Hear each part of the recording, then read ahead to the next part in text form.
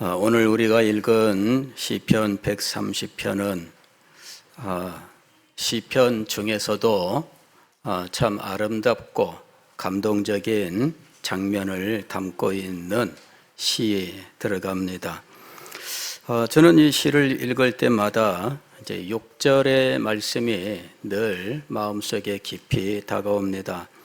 파수꾼이 아침을 기다림보다 내 영혼이 주를 더 기다리나니 참으로 파수꾼이 아침을 기다림보다 더하도다. 파수꾼이 아침을 기다림, 이것을 군대 가기 전에는 알지 못했어요. 군대 갔더니 보초를 세우는데 이게 시간이 정말 안 갑니다. 빨리 끝났으면. 근데 제가 이등병 때에 야간 근무, 새벽 2시 근무를 나갔는데 이게 제일 힘든 때거든요. 대한민국이 다 잔다 하는 때인데 그 시간에 일어나서 보초를 서야 돼요. 그래서 나가서 서 있다가 그만 모르겠어요. 갑자기 분위기가 이상한 겁니다. 느낌이 뭔가 이상해요. 번쩍하고선 눈을 떠보니까 제가 자고 있는 거 있죠. 서서. 그래, 눈을 번쩍 떠보니까 바로 눈앞에 누가 딱 나타나 있는 거 있죠. 이거 깜짝 놀랐습니다. 알고 봤더니 순찰 도는 사람이었습니다. 이등병 참 얼마나 힘들고 어려울 때예요. 그래, 이제 그냥 넘어가더라고요. 근데 하여튼 언제나 끝나나. 잠은 오지요. 견딜 수 없습니다. 그래도 저는 이제 후방에서 군 생활을 했으니까 2시간씩 근무 서면 끝납니다. 근데요, 대학생 때 전방에 한번 갔는데 그 근무 그거를 체험하게 합니다. 철책 앞에 철책 근무 그 체험을 시키는데 제일 짧은 거 시키더라고요. 5시간. 제일 짧은 거 5시간을 시키는데 일반 병사들은 11시간을 서더라고요. 밤에 7시에 진지에 들어가면 아침 6시에 나오거든요. 그리고 나서 아침 먹고 그 다음에 잠도 언제 자는지 모르는데 낮에는 또 작업에 동원되더라고. 풀 베고 하고 그러는데 그래, 하루를 딱 거기에서 같이 체험을 했는데 언제 자는지 몰라요. 근데 밤에는 11시간씩 근무를 서로 나가는 거예요. 그 시간에 뭐 하는가. 정말 얼마나 힘들겠어요. 그때 이 시편의 6절 말씀, 그죠? 이 6절 말씀이 실감이 가는 거예요. 파수꾼이 아침을 기다림보다 내 영혼이 주를 더 기다리나니. 파수꾼이 아침을 기다린다. 빨리 근무가 끝났으면. 그게 얼마나 큰 소망인지 몰라요.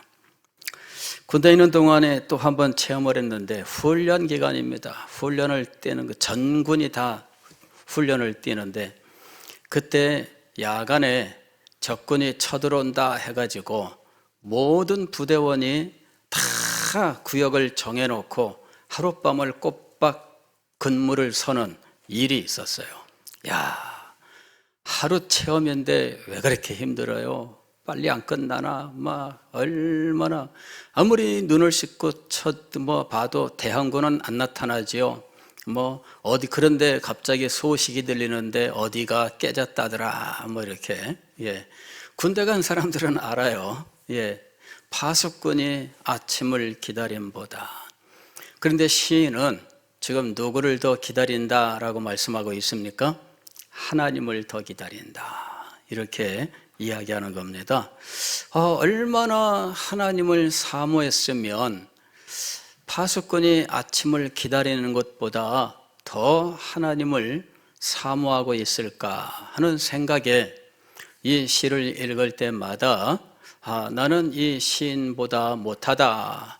나는 이 시인만큼 하나님을 사모하지 못한다. 이런 마음을 늘 가지면서 겸손하게 되었습니다. 그러나 여기서 시인이 하나님을 이렇게 간절하게 구하는 이유가 무엇일까? 성경을 읽어보면 그가 이렇게 간절하게 하나님을 기다릴 수밖에 없는 이유가 있었던 것을 알 수가 있습니다. 1절 말씀 보면은 여호와여 내가 깊은 곳에서 주께 부르짖었나이다. 깊은 곳에서 주를 부르짖었나이다. 이 시인이 깊은 곳에 있었기 때문에, 그리고 그 깊은 곳에서 하나님께 부르짖었기 때문에 그의 기도가 하나님 앞에 드려졌고, 그는 하나님께로부터 기도의 응답을 간절히 기다리고 있는데, 깊은 곳에서 절망 가운데에서 하나님 앞에 기도하였고, 그 기도의 응답을 기다리고 있었기 때문에 파수꾼이 아침을 기다림보다 더 간절하게 하나님을 기다리고 있었구나 하는 사실을 알게 된 겁니다. 깊은 곳은 도대체 어디일까? 이 깊은 곳이라고 하는 이 말은 히브리어로 마마크라고 하는 말인데, 이 마막이라고 하는 이 말은 이 구약 성경에 몇 번 사용되지 않는 용어입니다. 그런데 이 깊다라고 하는 말은 구약 성경에서 어떤 의미로 사용되고 있느냐 하면, 바다, 깊은 바다를 표현할 때 이 깊다라는 말을 사용하는 겁니다. 이사야서 51장 10절 말씀을 보면 바다를 넓고 깊은 물을 말리시고 바다 깊은 곳에 길을 내어 구속 얻은 자들로 건너게 하신 이가 어찌 주가 아니시니까. 하나님께서 이스라엘 백성들을 깊은 바다 깊은 곳에 길을 내고 인도하셔서 그 하나님께서 하신 일이다 하는 이야기입니다. 여러분, 여기에 깊은 바다, 이 깊다와 바다가 지금 함께 등장을 하고 있습니다. 깊다라는 말은 성경에서 바다라는 말과 함께 연결되어 있어요. 그리고 깊다라는 말만 따로 쓸 때에는 깊은 바다를 의미하고 있다 하는 것입니다. 창세기 1장 2절에 보게 되면 이 하나님이 태초에 하나님이 천지를 창조하시니라 한 다음에 땅은 흑암이 깊음 위에 있고 이렇게 얘기합니다. 흑암이 깊음 위에 있고 땅은 공허하고 혼돈하다. 이때 흑암이 깊음 위에 있고 라는 이 말은 물이 지구를 둘러쌌는데 물이 아주 얼마나 많은지 깊은 물이 깊은 물이 되었다, 그런 이야기입니다. 그러니까 깊다라고 하는 것은 이 바다, 그 중에서도 아주 깊은 바다를 의미하는데, 이 깊은 바다는 성경에서 비유적으로는 어떤 의미로 쓰이고 있느냐 하면은 절망적인 고난, 큰 고통, 이걸 의미하고 있는 겁니다.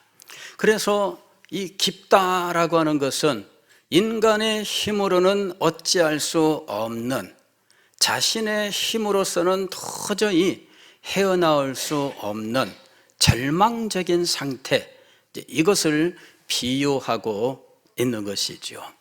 그 시인이 내가 깊은 곳에서 주께 부르짖었나이다 라고 이야기할 때 이것이 구체적으로 어디인지, 그리고 이것이 구체적으로 어떤 상황인지 알 수 없지만, 시인이 자기의 힘으로서는 헤어나올 수 없는, 자기로서는 도저히 이 역경을 헤쳐나갈 수 없는, 그리고 주변을 둘러보아도 도와줄 수 있는 존재는 하나도 찾을 수 없는 그런 상황에 있다라고 하는 것을 이렇게 표현한 겁니다.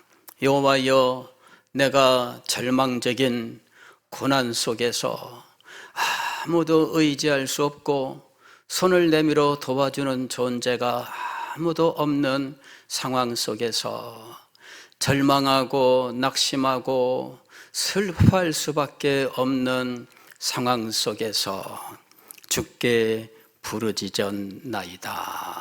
이렇게 하나님 앞에 기도한 거예요. 절망적인 상황, 아무도 도와줄 수 없는 상황, 그 누구도 구원해 줄 수 없는 상황, 오직 유일한 하나님, 그분만이 나의 도움과 나의 구원이 되시는 바로 그 상황 속에서 하나님 앞에 간절하게 기도드렸는데, 하나님께로부터 그 기도 응답을 기다리는 마음, 이 웅덩이가 깊으면 깊을수록, 바닷물이 깊으면 깊을수록 절망은 더 깊고 낙심은 더 심한데, 그 속에서 구원을 기다리는 마음은 점점 더 간절하게 될 수밖에 없는 상황, 그 속에서 하나님을 지금 기다리고 있는 것입니다. 그러니 파수꾼보다 더하도다, 이렇게 이야기하고 있는 것입니다. 이게 지금 히브리어 성경을 보게 되면 6절은 그냥 단어의 반복입니다. 그냥 내 영혼이 나의 주님을, 파수꾼이 아침을, 파수꾼이 아침을, 이렇게 기다림보다 더하도다는 없어요. 원문에는.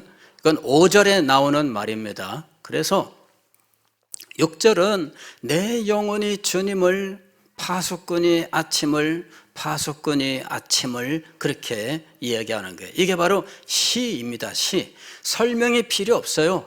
내 영혼이 나의 주님을, 파수꾼이 아침보다, 파수꾼이 아침보다, 이렇게 되어 있는 거예요. 그러니까 그러한 마음이 속에서 무슨 자세하게 내용을 설명하는 그런 장면이 아니라 단 마음속에 있는 이런 생각들이 그저 단순한 단어로 그냥 팍팍 표출되고 있는 겁니다. 왜? 깊은 곳에 있기 때문이에요. 그런데 이 깊은 곳은 도대체 어떻게 해야 헤어나올 수 있을까? 오늘 여기 4절, 3절 말씀 보면 이 깊은 곳의 절망은 어디서 온 것인가 하면 하나님으로부터 온 겁니다. 여호와여, 주께서 죄악을 지켜보실진대 주여 누가 서리이까? 하나님께서 죄악을 지켜보시는데 그 앞에 설 자가 아무도 없습니다.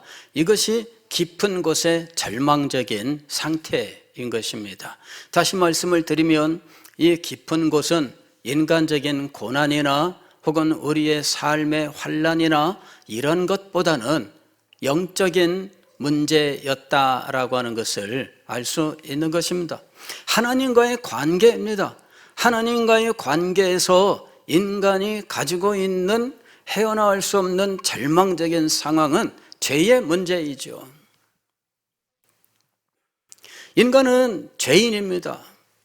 인간은 하나님께로부터 영광스러운 존재로 창조함을 받았지만, 그러나 그는 사탄의 괴계에 빠져 그만 하나님께서 따 먹지 말라 하신 선악과를 따 먹었습니다.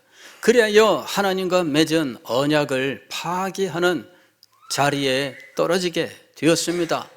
이것을 따먹으면 반드시 죽으리라 말씀하신 대로 그에게는 죽음이 선포되었습니다.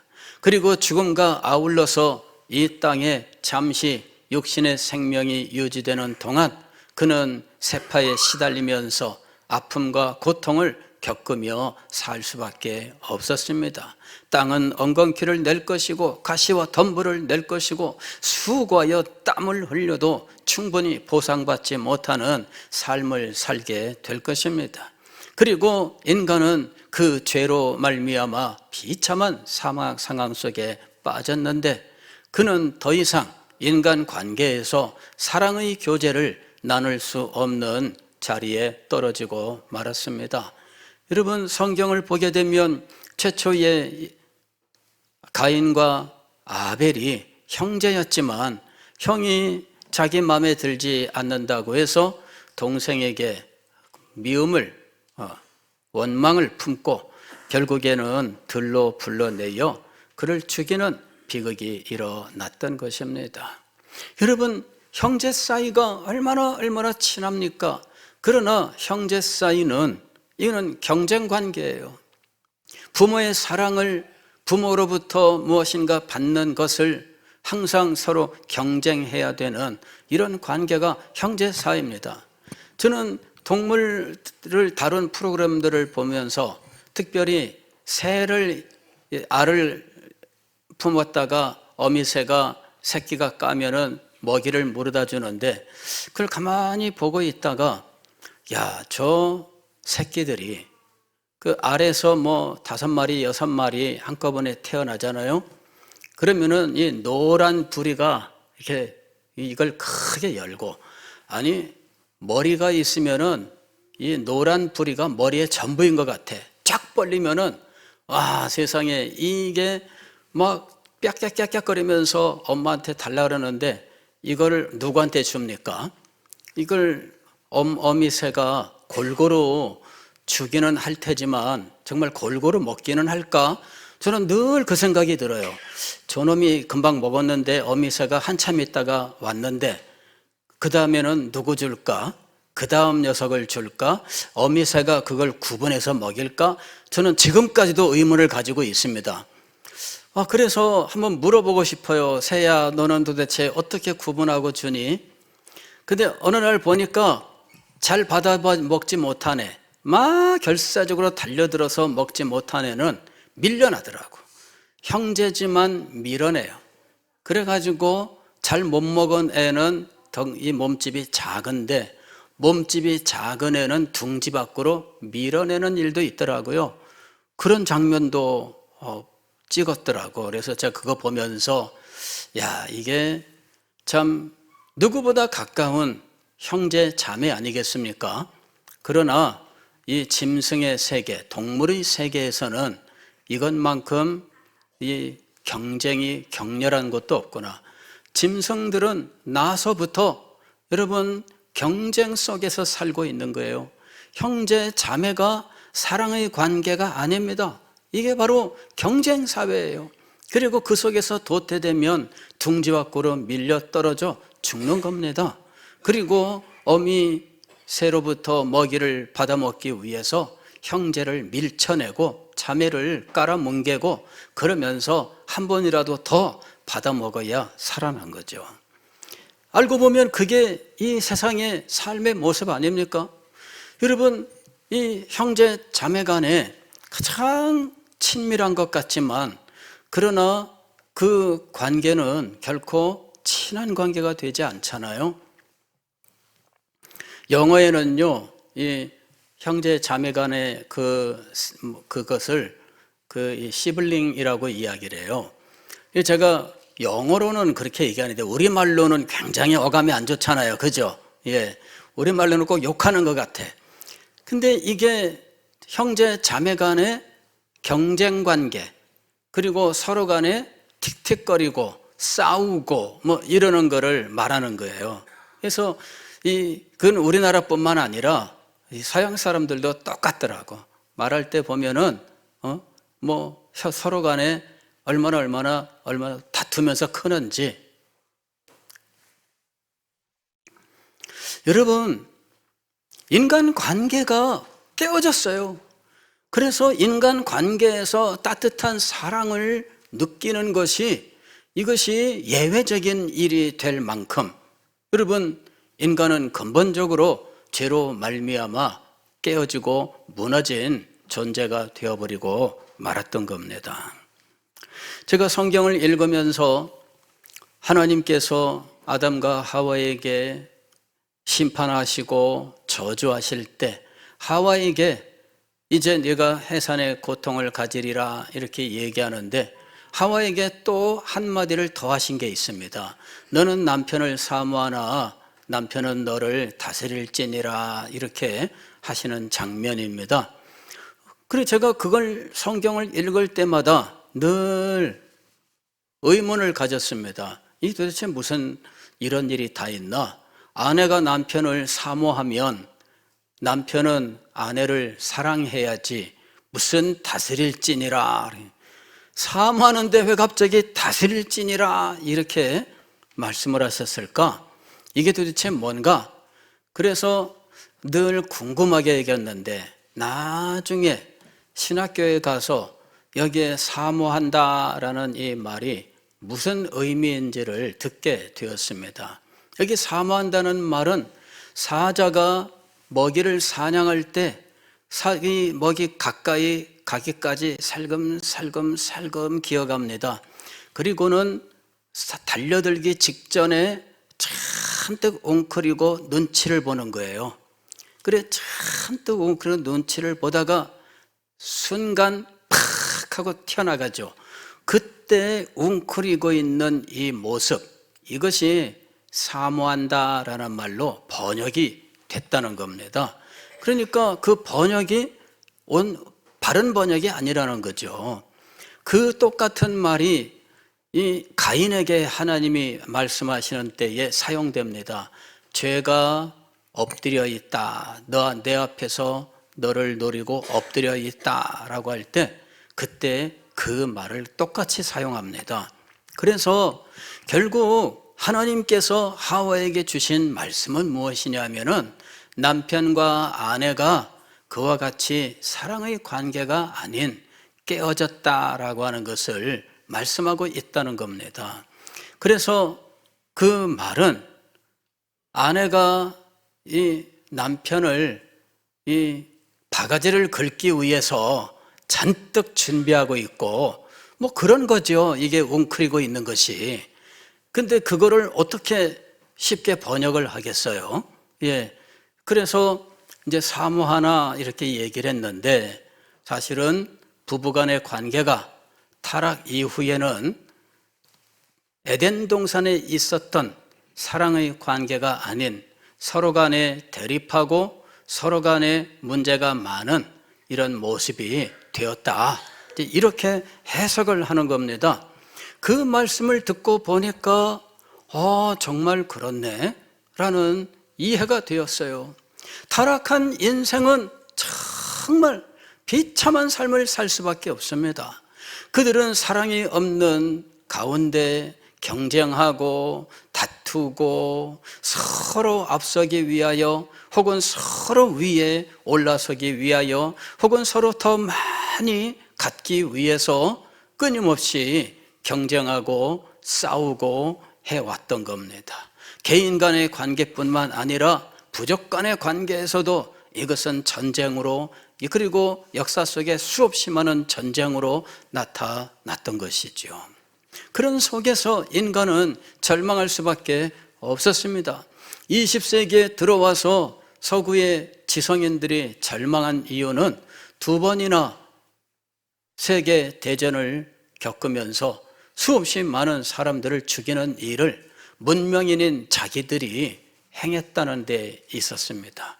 이 전쟁 후에 지식인들이 대학에 돌아와서 자기들이 교수가 되어 강의를 하는데 얼마 전까지는 전선에서 서로를 죽이기 위해서 총을 쏘고 대포를 쏘고 그러던 사람입니다.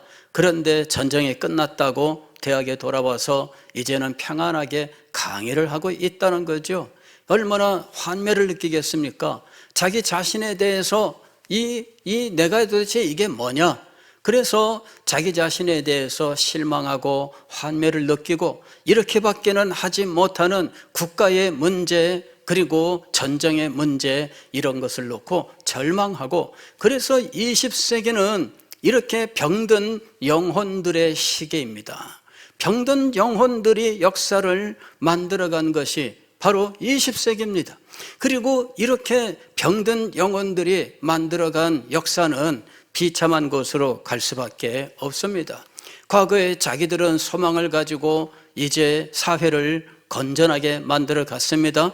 교육을 시키고 도덕을 증진시키면 이 세상은 밝고 아름답게 될 것이라고 생각을 했습니다. 그러나 그런 확신을 가진 자기가 총칼을 가지고 사람을 죽이는데 인류 역사 속에 그 어느 시대보다 더 많은 사람을 죽이는 아주 잔인한 일들을 행했던 겁니다. 그리고 전쟁 끝났다고 이제 다시 평화를 말하는 존재가 된 겁니다.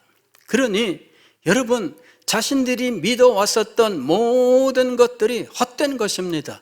그래서 이제 20세기 중엽에는 절망적인 철학과 사상이 이 세상을 이제 가득 채우는 겁니다. 세상에 믿을 게 하나도 없다. 과거부터 믿어왔던 철학 믿을 수 없다. 과거에 우리가 확신했었던 것들 믿을 수 없다. 그래서 다 믿을 수 없다. 난도질을 했습니다. 그것이 20세기 후반의 서양 사상의 모습입니다. 무엇이 옳고 무엇이 그른지 아무도 이제는 확신하지 않습니다. 누가 옳다고 말하면 그건 네 말이고 그건 네 생각이고 그렇게 말하면서 이제는 개인의 생각이 절대적인 상황에 빠져버리고 말았습니다.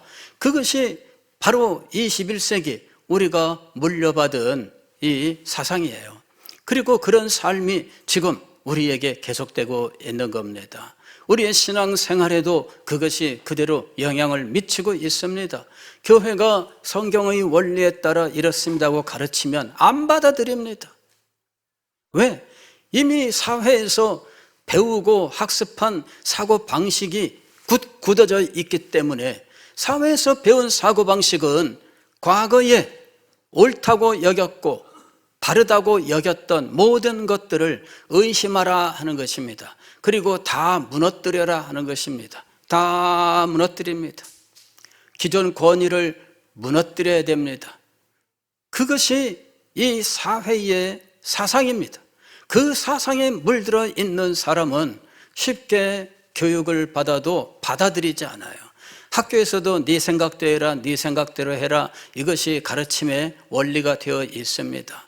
네가 원하는 걸 해라, 원하는 걸 해라. 그것이 학생들에게 가르치는 이야기입니다.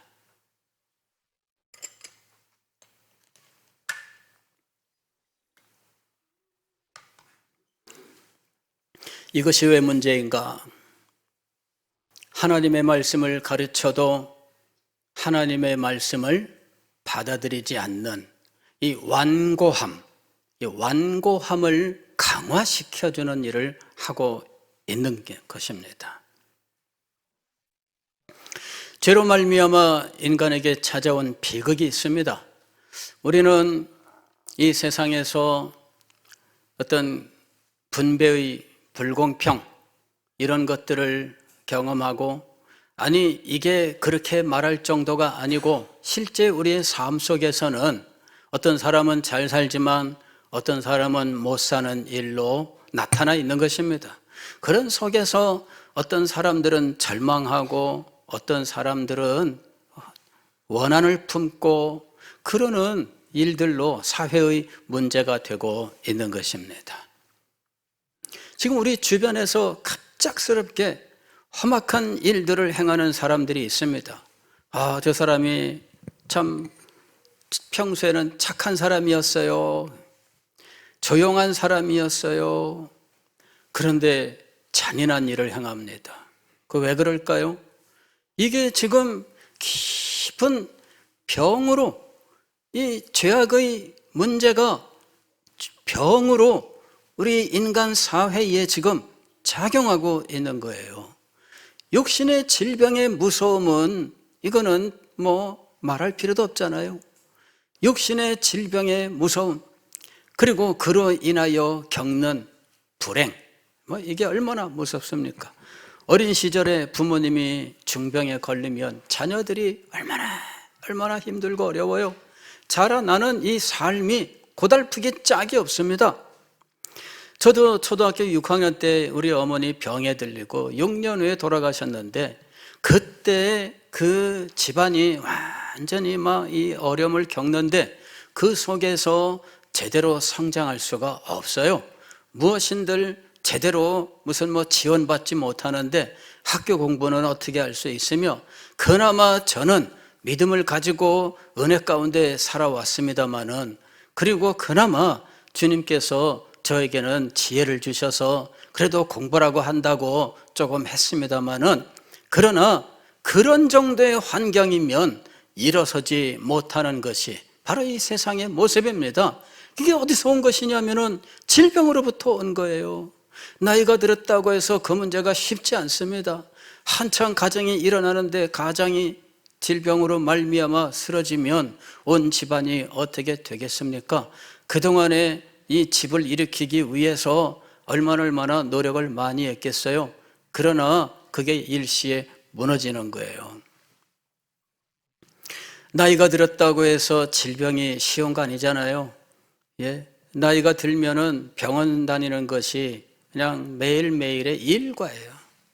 무슨 요일 어디, 무슨 요일 어디, 무슨 요일 어디.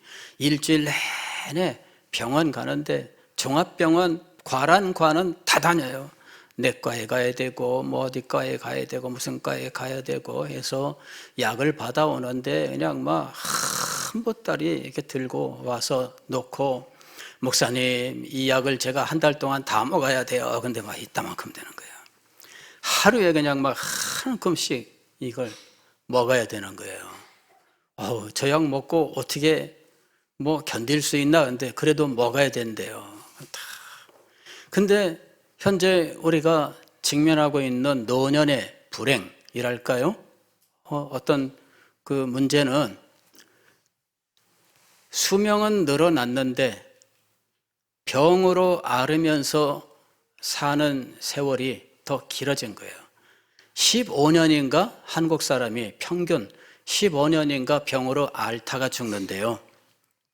그러니까 이 노년에 얼마나 지금 힘들고 어려운지, 오래 사는 것이 최고는 아니다 이렇게 이야기하지만 속으로는 그래도 오래 살아야지. 근데 여러분, 그 삶의 많은 날 동안을 병상에 누워있는 경우들이 참 많다는 겁니다. 이게 인간의 절망이에요. 그러나 이러한 절망적인 것들을 지금 일반적인 상황에서 말씀하는 것이 아니라 지금 시인의 경우는 자기의 문제로 인식하고 있다는 겁니다. 이게 깊은 곳이에요. 여호와여, 내가 깊은 곳에서 주께 부르짖었나이다. 존 오원이라고 하는 청교도는 시편 130편 강해를 했는데 분량이 굉장히 많습니다. 300페이지 이상 되는 그냥 빽빽한 영어로 되어 있는 그 책이 있습니다. 시편 130편 강해예요. 8절까지 강해하는데 300페이지가 넘어요. 근데 그분은 이 깊은 곳을 무엇이라고 이야기하고 있느냐 하면 그리스도인의 영적 침체로 이야기를 해요. 그리스도인이 영적 침체에 빠질 수 있다. 어느 날 그에게 침체가 찾아오는데 마음속에 기쁨도 없고 즐거움도 없고 하나님을 기다리는 마음도 없고 예배를 기다리는 마음도 없고 찬송을 부르나 기쁨이 없고 기도는 메말라 버렸고, 과거에 그가 은혜 가운데 살던 삶을 생각하면 지금 나의 삶은 도대체 무엇인가? 이런 깊은 영적 침체, 그 속에서 절망하고 있는 시인의 모습, 바로 이것이 깊은 곳이다 이렇게 이야기를 한 거예요. 그런데 그 깊은 곳에서 헤어나오기 위해서 도대체 누구를 의지해야 될까 하는 것입니다. 인간이 근본적으로 그의 존재, 죄악된 존재로서 갖고 있는 많은 문제와 절망에 대해서 말씀을 드렸습니다. 그 속에서 구원 얻기 위하여 도대체 누구에게 가야 될까요? 그걸 분명히 해야 됩니다. 이것이 영적 침체의 깊이라면 그 영적 침체로부터 그 절망된 속에서 회복되기 위하여 누구에게 가야 될까요? 그리고 그 근본적인 문제는 무엇일까요? 지금 시인은 그것을 말씀하고 있는 거예요.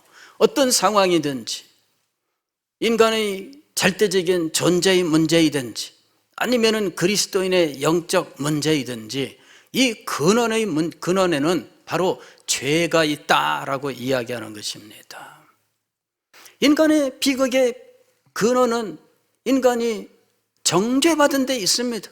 그가 범죄하고 하나님의 심판을 받고 저주를 받은 것에서부터 이 모든 비극들이 찾아왔고 인간 역사 속에서 지금까지 우리를 괴롭히고 있으며 이 세상 어느 곳에선가는 전쟁이 계속되면서 수없이 많은 사람들이 죽어가고 절망 가운데 신음하고 있다는 것입니다. 어떤 그리스도인들은 마음의 갈등 때문에, 시험 때문에, 혹은 기쁨이 없는 메마름 때문에 고통스러워하고 괴로워하고 어떻게 하면 다시 기쁨을 회복할 수 있을까 그러고 있습니다. 이 모든 문제의 근원은 무엇이 있다고요? 죄가 있다는 것입니다. 4절 말씀 보면 회복의 길은 하나님의 용서입니다. 그러나 사유하심이 주께 있음은 주를 경외하게 하심이니이다. 사유라고 하는 것은 용서라는 말입니다. 용서하심이 주께 있다. 인간이 근본적으로 하나님께 범죄하여 죄인이 되었고 그에게 이런 죄의 심판과 저주가 임하게 되었으나 이곳으로부터 구원받는 것은 하나님의 용서에 달려 있다는 것입니다. 하나님께서는 이 죄를 용서하시기 위하여 그 모든 죄값을 대신 치르시는 분을 세우셨습니다. 그분이 바로 예수 그리스도이십니다. 그리고 예수 그리스도께서 모든 죄인의 죄를 짊어지시고 십자가 위에서 죄값을 치러 죽음을 맞이하셨습니다. 그분이 나의 중보자이심을, 내 모든 죄를 대신 지신 분이심을 믿는 자, 그는 그 모든 죄의 용서를 받게 될 것입니다.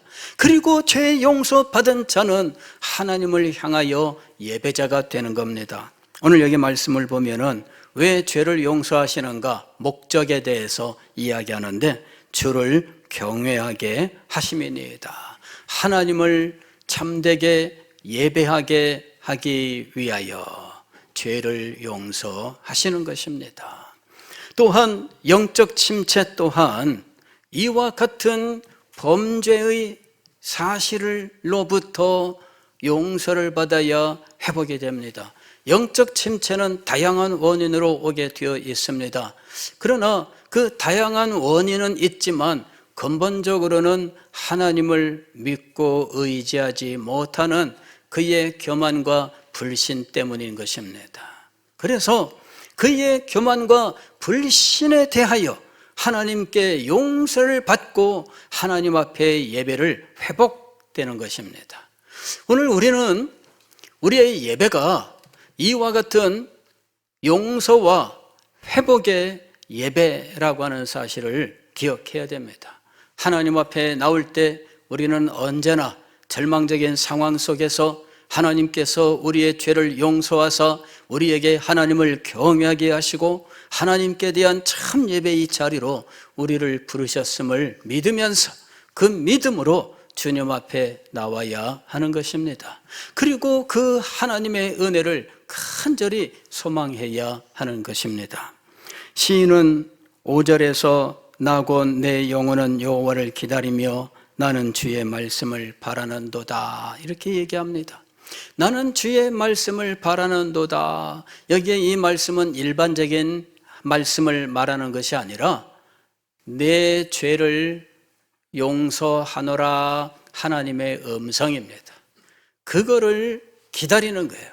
그 죄의 용서의 은혜가 그에게 임하면 마음속에 평안과 기쁨이 쫙 넘쳐나게 됩니다. 그러면서 하나님께 대한 감사와 찬양이, 그리고 하나님께 드리는 예배의 즐거움이 살아나게 되는 것입니다. 여러분, 이 문제가 해결되지 않으면 예배의 즐거움이 살아나지 않아요. 왜 예배가 힘들고 어려울까요? 바로 사유하심이 주께 있사오니 그 사유의 하나님의 선언, 이것의 체험이 우리에게 없기 때문이에요.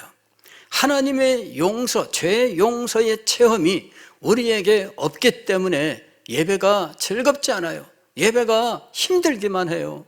왜 하나님을 예배해야 되는지 그 근거가 분명치 않습니다. 죄 용서의 체험이 있어야 됩니다. 그 죄 용서의 체험이 하나님께 대한 참된 예배로 인도하는 것입니다.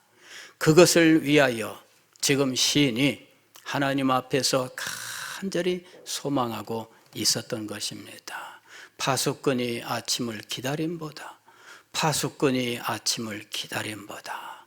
그가 더 사모하였던 것은 하나님께서 주시는 용서의 말씀, 사죄의 선언, 이것을 기다리고 있었던 겁니다.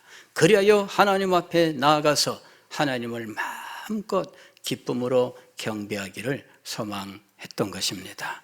기도하겠습니다.